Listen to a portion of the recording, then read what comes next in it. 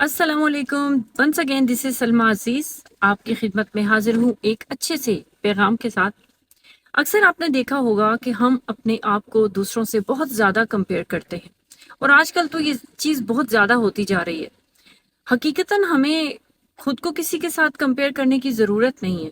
اللہ پاک نے ہر انسان کو ایک یونیک پرسنالٹی کے ساتھ ایک یونیک انڈیویجول بنایا ہے، لیکن پتہ نہیں کیوں ہم لوگ مقابلے کسی کیفیت پیدا کر کے ایک دوسرے کے ساتھ خود کو کمپیئر کر رہے ہوتے ہیں۔ خاص طور پہ اگر آپ دیکھیں آپ کے پاس کوئی ایسی نعمت جو نہیں ہے اور وہ کسی اور کے پاس ہے، تو ہم یقیناً خواہش کر رہے ہوتے ہیں کہ مجھے بھی وہ مل جائے۔ چلیں، اس خواہش کا کرنا برا نہیں ہے، لیکن اگر ہم چاہتے ہیں کہ اس سے چھن جائے اور میرے پاس آ جائے، تو یہ ایک حسد کی سی کیفیت ہے اور انتہائی غلط بات ہے، جو کہ آپ کسی سے کچھ چھین کر اپنے پاس لانا چاہتے ہیں۔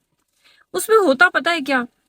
حقیقت تو یہ کہ آپ کبھی کسی کا نصیب لے نہیں سکتے، لیکن آپ جو کسی کے پاس کوئی ایسی چیز یا نعمت دیکھ کر خواہش کرتے ہیں اور اس سے چھیننے کی خواہش کرتے ہیں، تو آپ دو طرح کی برائی میں اپنے آپ کو جو ہے وہ شامل کر رہے ہوتے ہیں۔ پہلی، ایک حسد۔ آپ کیوں حسد کر رہے ہیں؟ آپ کو حسد نہیں کرنا چاہیے۔ جس خدا نے اس کو دیا ہے وہ آپ کو بھی دے سکتا ہے۔ آپ اللہ پاک سے دعا کیجئے، اللہ پاک آپ کو وہی تمام نعمتیں دینے پر قادر ہے۔ تو حسد کر کے آپ اپنے آپ کو عجیب قسم کی ایک کیفیت میں مبتلا کر دیتے ہیں، ناشکری کسی کیفیت میں مبتلا کر دیتے ہیں۔ دوسری برائی جس میں آپ شامل ہو جاتے ہیں، آپ یقیناً کوئی نہ کوئی ایسا پروپیگنڈا کرنے کی پلاننگ کر رہے ہوتے ہیں کہ کس طرح میں بس اس سے چھین لوں اور یہ چیز میرے پاس آ جائے۔ سم ٹائم آپ کی اس قسم کی جو بری نیت ہے، اس میں آپ کو کامیابی مل رہی ہوتی ہے۔ انفیکٹ وہ مکمل کامیابی تو نہیں ہے، وہ بظاہر آپ کو لگ رہا ہوتا ہے کہ میری کامیابی ہے۔ جیسے کسی رشتے کو لے لیں، جیسے کسی اور نعمت کو لے لیں۔ آپ نے اگر کسی سے کوئی چیز چھین لی، کوئی رشتہ چھین لیا اور آپ نے اپنا لیا، تو حقیقتاً وہ آپ کا بھی نہیں اور وہ چیز آپ کی بھی نہیں۔ اللہ پاک بہت بڑا اور بہترین انصاف کرنے کا نظام چلا رہے ہیں، تو اللہ پاک آپ کو اسی چیز کے ذریعے ذلیل و خوار کرنے پہ بھی قادر ہے۔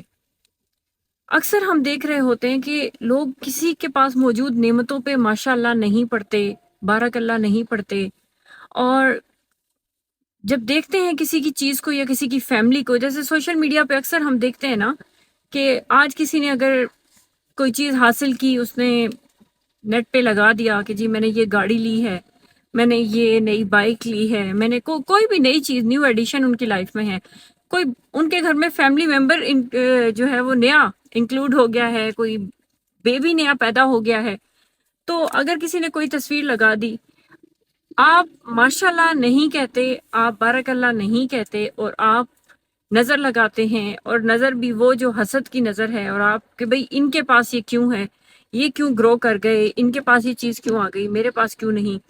یا اگر آپ کسی کی فیملی کو اس طرح سے دیکھ رہے ہیں کہ انہوں نے کہیں باہر جا کے گھوم پھر کے اپنی تصویریں وغیرہ اپلوڈ کی ہیں، تو آپ آئیڈیلائز کر رہے ہوتے ہیں اور آپ ماشاءاللہ تک پڑھنا گوارا نہیں کرتے۔ اس سے کیا ہوتا ہے کہ نظر بد تو حق ہے نا، لگ جاتی ہے نظر، تو نبی پاک صلی اللہ علیہ وسلم کو بھی لگی، آل دو اس کا توڑ بھی ہے۔ لیکن دیکھیں، اب اگر کسی بندے نے اس انٹینشن سے کوئی اپنی پکچرز اپلوڈ نہیں کی یا اپنا سٹیٹس شو نہیں کیا کہ میں کسی کو جلاؤں، وہ ویسے اپنی خوشی شیئر کرنا چاہ رہا ہے، اور آپ نے اپنی جیلسی کے باعث، اپنے حسد کے باعث ان کو بری نظر لگا دی یا ان کے لیے کوئی غلط پلاننگ کر دی، تو ان کو جو آپ کی اس غلط پلاننگ یا بری نظر سے نقصان ہوگا، تو آپ کو کیا لگتا ہے کہ آپ اس گناہ سے جو ہے وہ بچ جائیں گے یا اس کی سزا سے بچ جائیں گے؟ کبھی بھی نہیں۔ یقیناً آپ کو اس کا جواب دنیا میں بھی اور آخرت میں بھی دینا ہی ہوگا۔ اگر ہم دیکھیں تو نبی پاک صلی اللہ علیہ وآلہ وسلم کے دور میں ایک صحابی جو بہت ہی خوبصورت ہوا کرتے تھے، اور وہ صحابی ایک دفعہ نہا کر نکلے، تو ساتھ ہی بیٹھے دوسرے صحابی جو دوست ہیں، نارملی دیکھیں نا، مرد نہاتے ہیں تو وہ ٹاول لپیٹ لیتے ہیں، باقی باڈی اوپر سے اوپن ہوتی ہے، تو ساتھ بیٹھے دوسرے صحابی نے جب دیکھ لیا، تو انہوں نے مجھے اب نام نہیں ہے یاد، اس لیے میں بس صحابی کہہ کے ہی ریفرنس دوں گی، تو انہوں نے کہا کہ تم تو بہت خوبصورت ہو۔ جو صحابی نہائے ان کو کہا کہ تم تو بہت خوبصورت ہو، تمہارا بدن تو کنواری لڑکیوں کی طرح ہے۔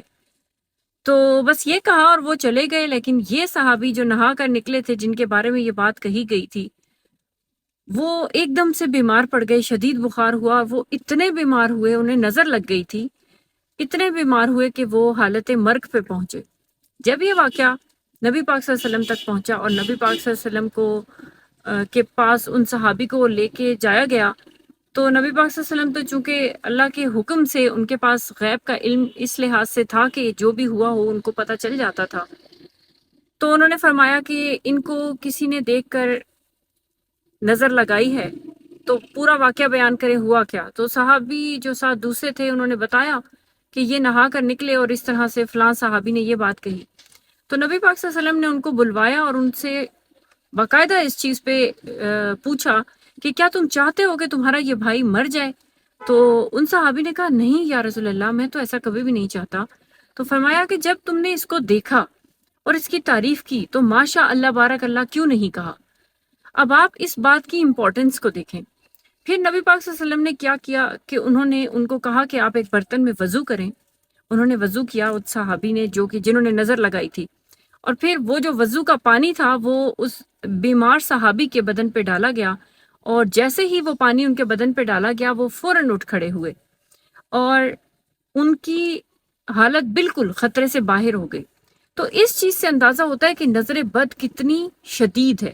اب یہ دیکھیں کہ ان صحابی نے جنہوں نے تعریف کی تھی انہوں نے بری نیت سے نہیں کی تھی، اچھی نیت سے انہوں نے اپریشیٹ کیا تھا، لیکن انہوں نے ماشاءاللہ نہیں کہا. اب ہم جب کسی کی نعمتیں دیکھ رہے ہوتے ہیں اور کسی کی کامیابیاں ترقیاں دیکھ رہے ہوتے ہیں اور ہم ماشاءاللہ نہیں پڑھتے ان کے لیے، تو اس چیز سے ہم کس قدر جیلسی بھری نگاہ سے ان کو نقصان پہنچا دیتے ہیں. تو ان چیزوں کو مد نظر رکھتے ہوئے ہمیں دوسروں کا احساس کرنے کی ضرورت ہے، اور ماشاء اللہ پڑھ لیا کریں، بارک اللہ پڑھ لیا کریں. اور اگر بہت ہی آپ کو کسی چیز کی خواہش ہو رہی ہے نا، تو اپنے اللہ پاک سے مانگیں. اللہ سب کرنے پہ قادر ہے، جو ایک کو دے سکتا ہے وہ سب کو دے سکتا ہے. تو لہٰذا کسی کی نعمتوں، کسی کی فیملی، کسی پہ آسانیوں کو دیکھ کر جلا مت کریں. ماشاءاللہ پڑھ کے ان کے لیے دعا کیا کریں، اور اپنے لیے اسی وقت اسی تڑپ میں جو آپ کو ایک تڑپ محسوس ہو رہی ہے نا، جس کے ذریعے آپ ان کو نقصان پہنچا سکتے ہیں، اسی تڑپ کی حالت میں اللہ کے آگے اپنی فریاد رکھتے اور کہیں یا اللہ میرے بھی دل کی یہ خواہش ہے کہ تو مجھے بھی اپنی اس طرح کی نعمت سے نواز. تو دیکھیں آپ یقین کریں کہ مالک اس کے خزانوں میں کوئی کمی نہیں ہے، وہ ہر چیز کرنے پہ قادر ہے، اور اللہ پاک آپ کو وہ سب عطا کر دے گا جو آپ کے دل کی خواہش ہے. اور اس طرح سے دوسرا انسان بھی آپ کے نظر کے شر سے محفوظ ہو جائے گا. تو چلیں اسی پیغام کے ساتھ مجھے دیجیے اجازت، اور اپنے آس پاس موجود لوگوں کے پاس موجود نعمتوں کو دیکھ کر ماشاءاللہ بارک اللہ ضرور کہہ دیا کریں، نظر نہ لگایا کریں.